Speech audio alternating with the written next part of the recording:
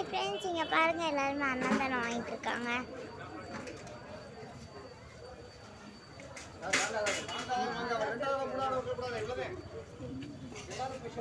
நீ தானே போட்டோ எடுத்துக்கிட்டே இருந்த.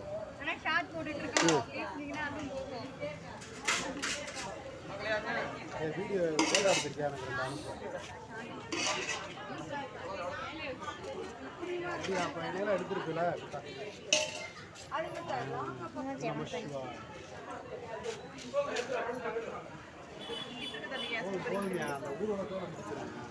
ரொம்ப ரூபா அவரை பயமுடு. இப்போ இல்லைப்பா, நான் சாமி தீட்டு வரும்போது எடுத்துருக்கேன்.